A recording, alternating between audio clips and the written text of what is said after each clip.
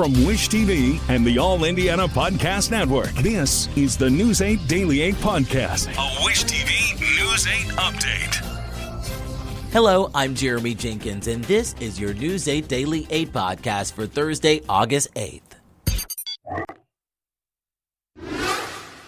We begin with an update on the deadly crash on I-465 that resulted in a 9-year-old boy's death. A state police report places the blame on the driver of the semi involved in that crash, 24-year-old Diusin Laron. Our IT mate uncovered the report, which states Laron changed his story. Police say Laron initially told them he was entering 465 eastbound from the on-ramp, but later he told state police he was already on the highway when he caused the crash. IT mate also looked into the history of the company he was driving for and found that Illinois-based Forward A2B Incorporated has 15 trucks and 15 drivers working for them. Over the past 2 years, their trucks have been involved in 10 crashes, not including the fatal on I-465. In that same time period, their trucks have been inspected 30 times.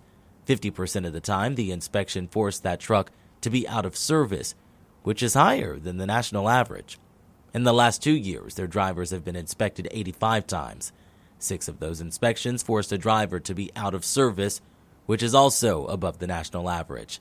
Stats from the FMCSA does not say if Laron is one of the drivers who previously failed inspection, but Indiana State Police said that Laron had not followed regulations for driving hours at the time of the crash. In other news, Indiana businesses are being warned to get illegal cannabis products off of their shelves. Federal law allows stores to sell cannabis products which contain less than 0.3% of Delta-9, the chemical in cannabis. But state police say they have found products for sale in Indiana over that limit. We reached out to the Vigo County Prosecutor about the matter. This is what he had to say. Just take a listen. I personally felt the fair way to deal with this was to send a letter to all the businesses and advise them of the Attorney General's ruling and to give them some time to get these products off their shelves. The Marion County Prosecutor's Office tells us there are no investigations into THC retailers at this time. A Clark County daycare worker already in jail for a child's death has now been charged with breaking a baby's leg. State police say 35-year-old Brittany Baylor faces the new charges after parents of a 2-month-old noticed the injury. Police say Baylor had been watching the child at an unlicensed daycare at a home in Jeffersonville back in February. Baylor was arrested in June on neglect charges stemming from the death of a 5-month-old whom police say had been in her care. That child died 2 years ago. Let's talk sports. The Fever is focusing on limiting turnovers as they prepare to return to the court after the Olympics wrap up in Paris. The team is averaging more than 15 turnovers per game. Coach Christy Side says that number needs to go down if they want to make the playoffs. Offensively, we're averaging, 87 points. That's really clicking for us now. Our turnovers are something we have to really stay top of mind, and that's something that we've stayed top of mind these last few practices. The Fever return August 16th when they host the Phoenix Mercury at Gainbridge Fieldhouse. Former Lawrence Central basketball star Kyle Guy says he is retiring from professional basketball to take on a new role on the court in familiar territory. Guy is joining the Virginia Cavaliers staff as an athlete development mentor and special assistant. Guy played 3 years in the NBA, but is best remembered for helping lead Virginia to the NCAA championship in 2019. In Indianapolis, 2 animal care workers are out of a job. They say it's because of what they were trying to do to protect animals in the city's care. News 8's Kyla Russell spoke to the former employees and got a copy of their termination letter. My Case is a public online platform that allows anyone to search any name for civil and criminal cases in Indiana. It includes information on charges, lawsuits, and orders. And it's what Kylie Fox used to make sure she wasn't putting animals into the hands of people with a history of abuse. Fox started at Indianapolis Animal Care Services about 3 months ago as an adoption counselor. It was standard policy at that time to search potential adopters in the MyCase system for any previous red flag charges, especially related to animal cruelty. The rule was put in place in 2022 after the brutal hanging and stabbing of a dog who had been adopted out to an owner with a violent history. Searching on MyCase allows adoption counselors to see cases in counties from across the state. Their internal system only covers Marion County. Fox says that rule abruptly changed one day while she was on her lunch break. Within the first week or two of me being there, they took away the MyCase policy. They argued that going to any home, no matter who it's with, where it is, whatnot, is better than being in the shelter. Fox says she didn't agree with the change, but went along with it and didn't check MyCase for quite some time. That changed when Fox learned a dog had been adopted out to a person who had previously had the very same dogs removed from their care for abuse just a few weeks prior. That is what kind of sparked the fire in me to keep checking MyCase, because this animal went home with somebody who has a history of abusing animals, neglecting animals.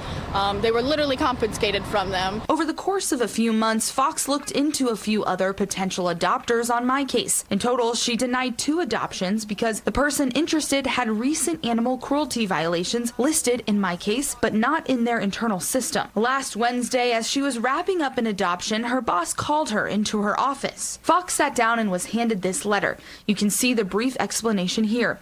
You've continued to search MyCase for background information, although you've been specifically told not to do so. She just said, you continue to check MyCase. You continue to check MyCase. Every time I would ask her to elaborate. So that is very much what the adoption or what the termination was based around. I asked her for a copy of my paper, and she had the guy from HR follow me out. Moments after Fox was escorted out, co-adoption counselor McKenna Chittister says she was called into that same office, handed a similar sheet of paper, and fired for checking MyCase. I asked her what she has to back that up, because I 100% support what Kylie did. I think MyCase should be a thing there, but I myself didn't physically check it. She chose not to sign the letter, fearing that would be admitting to having used MyCase to search certain names. I asked IACS about Fox and Chittister's firing. They sent me a statement saying they would not speak on specific employees, but that checking MyCase was discouraged as its use was problematic and could lead to biased, inequitable vetting of potential adoptees. Both Kylie and McKenna said they'd love to have their jobs back, but most importantly, they hope the MyCase policy is reinstated. Reporting here in Indianapolis, I'm Kyla Russell for Wish TV, wishtv.com, or follow us on Facebook for updates. The Wayne Township Fire Department says it is the first in the nation to install safe haven baby boxes at all of its firehouses. 4 more baby boxes were dedicated yesterday. The fire department hopes the boxes will be a judgment-free way for parents to surrender a newborn safely. We don't want someone to think at the last minute, oh, I've been seen, I can't do this. If they're surrendering the child, that's already tough enough. So go ahead and surrender the child and let us take care of it for them. And we'll have a press conference after that as an announcement strictly to the parent. Your child is safe. They're with us.